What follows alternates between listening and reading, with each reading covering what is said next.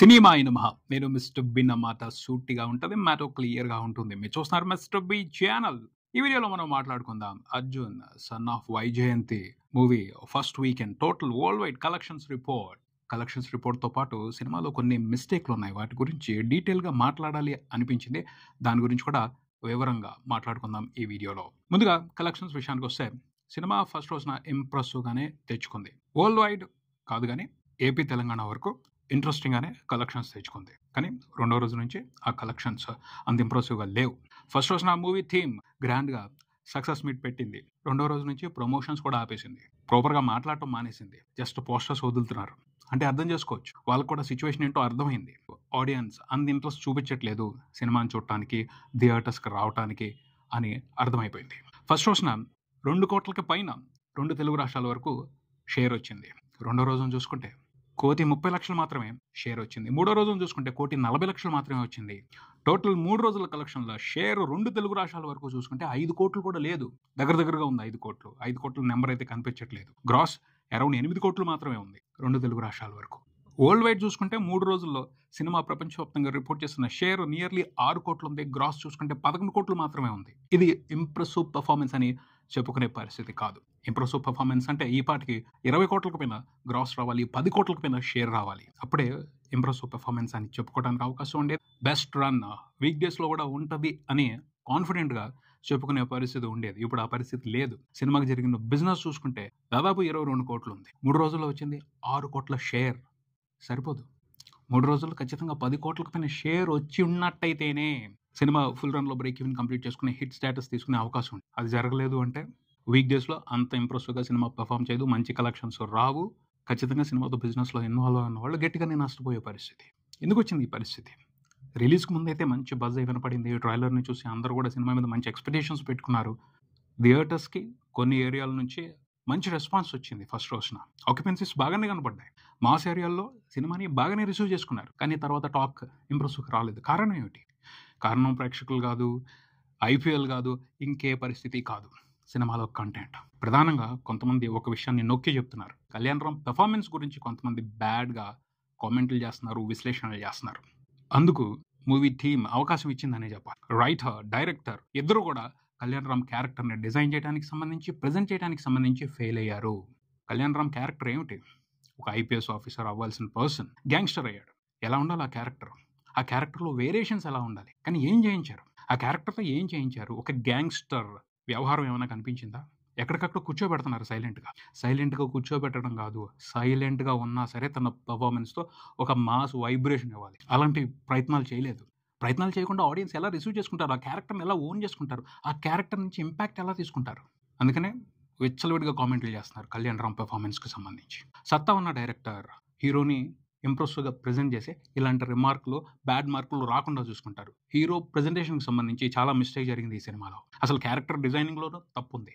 ఆ క్యారెక్టర్కి సంబంధించి రాసిన ఎపిసోడ్స్లోనూ తప్పు ఉంది. సైలెంట్గా కూర్చోబెట్టేశాం కదా సరిపోతుంది అని అనుకున్నారు. కాదు, సైలెంట్గా కూర్చోబెట్టిన లుక్కులతోనూ, బ్యాక్గ్రౌండ్ స్కోర్తోనూ, ఆ మ్యానరిజమ్స్తోనూ మ్యాజిక్ చేయాలి. ఒక మాస్ ఇంపాక్ట్ క్రియేట్ చేయాలి. అప్పుడు అలాంటి గ్యాంగ్స్టర్ క్యారెక్టర్కి సంబంధించి ఆడియన్స్లో ఒక స్ట్రాంగ్ ఒపీనియన్ క్రియేట్ అవుతుంది. అది క్రియేట్ చేయలేదు ఈ మూవీ టీం. అందుకనే ఓ సాదాసీదా క్యారెక్టర్ అయిపోయింది, కామెడీ క్యారెక్టర్ అయిపోయింది. కళ్యాణ్ రామ్ పర్ఫార్మెన్స్ కామెడీ అయిపోయింది. అందరికీ ఫైట్లు చేపిస్తున్నారు. రోపులేసి, లాగి, ఎత్తి, కిందేసి, మేదేసి, పక్కకు తోసి, లాగి పారేసి ఫైట్లు అలా చేసి ఉపయోగం ఉంది? క్యారెక్టర్లో దమ్ము కనిపించాలి. ఆ క్యారెక్టర్ పర్ఫార్మెన్స్లో దమ్ము కనిపించాలి. అప్పుడు ఫైట్లు చేస్తుంటే ఓ ఊపు వస్తుంది, ఓ కిక్ వస్తుంది. అది లేకుండా చేశారు. ఫైట్లు మాత్రం పాపం బాగా కష్టపెట్టారు కళ్యాణ్ రామ్ని. జస్ట్ కష్టపడితే ఉపయోగం లేదు. ఓ మీనింగ్ఫుల్ కష్టం ఉండాలి. ఆ కష్టం మూలంగా ఎంటర్టైన్మెంట్ క్రియేట్ అవ్వాలి. అది జరగలేదు. అందుకనే కళ్యాణ్ రామ్ గురించి అందరూ కామెడీగా మాట్లాడుకున్నారు. కళ్యాణ్ రామ్ పెర్ఫార్మెన్స్ని చాలామంది గేలి చేస్తున్నారు. తప్పు అవకాశం ఇచ్చిన వాళ్ళదే అని చెప్పాలి. అవకాశం ఇచ్చినప్పుడు కామెంట్లు చేస్తారు కదా, బాగా చేయలేదు, బాగా డిజైన్ చేయలేదు ఆ క్యారెక్టర్ని, బాగా ప్రజెంట్ చేయలేదు ఆ క్యారెక్టర్ని. ఈ సినిమా వరకు మాత్రం కళ్యాణ్ రామ్కి అన్యాయం జరిగింది.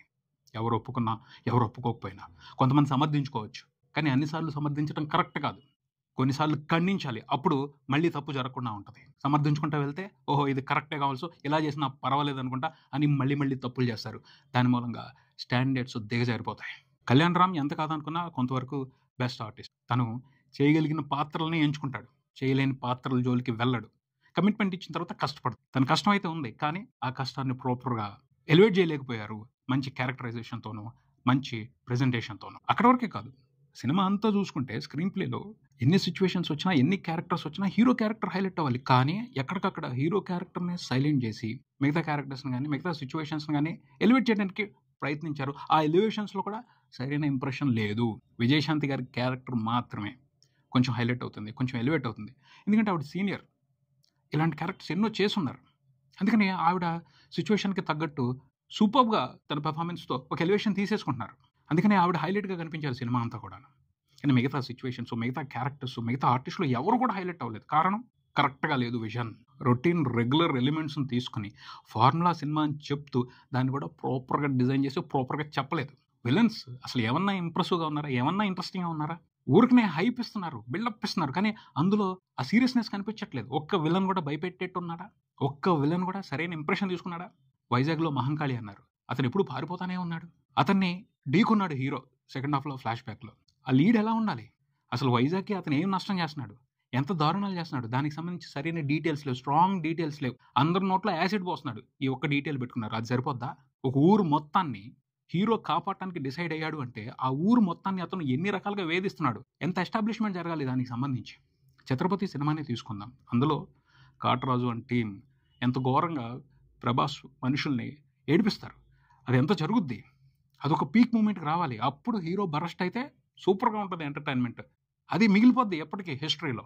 అలాంటి అవకాశం ఉన్నప్పటికీ సరిగ్గా ట్రై చేయలేదు. ఇన్స్టెంట్గా ఒక సీన్ క్రియేట్ చేయటం, అక్కడే అన్నీ చెప్పేయటం, అక్కడే అన్నీ అయిపోవాలని చూడటం. ఇంపాక్ట్ రాదు, కిక్ రాదు, ఇవ్వలేదు సరిగ్గా కిక్. ఓన్లీ యాక్షన్ ఎపిసోడ్స్ పెట్టుకుని ఫైట్లు చేపించేస్తే సరిపోదు. ఒక ఎమోషనల్ లీడ్ కావాలి, అది ఇవ్వాల. అలాంటి చాలా సిచ్యువేషన్స్ ఉన్నాయి ఈ సినిమాలో. వాటన్నిటినీ కూడా ప్రాపర్ డీటెయిలింగ్ లేకుండా, ప్రాపర్ లీడ్ ఇవ్వకుండా, ప్రాపర్ డ్రైవ్ ఇవ్వకుండా డైల్యూట్ చేశారు. ప్రేక్షకులు ఎలా వస్తారు? వాళ్ళకి ఒక ఇంపాక్ట్ కావాలి కదా. బాలీవుడ్ నుంచి తీసుకొచ్చారు ఆ విలన్ని, ఎక్కడా దొరకనట్టు. ఏమన్నా బాగున్నాడు అసలు సల్మాన్ ఖాన్ తమ్ముడు? ఏం బాగాలేదు. ఎందుకు తీసుకున్నారు? అతని పెర్ఫార్మెన్సే ఇంట్రెస్టింగ్గా లేదు, అసలు అతని ప్రెజెన్సే ఇంట్రెస్టింగ్గా లేదు, చూడటానికే బాగాలేదు. అతను పెర్ఫార్మెన్స్ అస్సలేం లేదు. ఎందుకు తీసుకొచ్చారు అతన్ని? రాంగ్ కాస్టింగ్, అది మాత్రం క్లియర్గా. ఊరకనే బిల్డప్ ఇస్తా ఉన్నారు. ఏదో పెద్ద హాలీవుడ్ ఆర్టిస్ట్ని తీసుకొచ్చారు, ఇంటర్నేషనల్ పెర్ఫార్మర్ని తీసుకొచ్చారు అన్నట్టు బిల్డప్ ఇచ్చారు. కానీ అతని పెర్ఫార్మెన్స్, అతని ప్రెజెన్స్ అంతా డల్గా ఉంది. అలాంటి వీళ్ళంతా హీరో తలపడితే ఏమొస్తుంది కిక్, ఏమొస్తుంది ఇంట్రెస్ట్? అంత ఉంది. అన్ని డ్రాబ్యాక్లు ఉన్నాయి ఈ సినిమాలో, అవన్నీ కూడా కలిపి కొట్టాయి.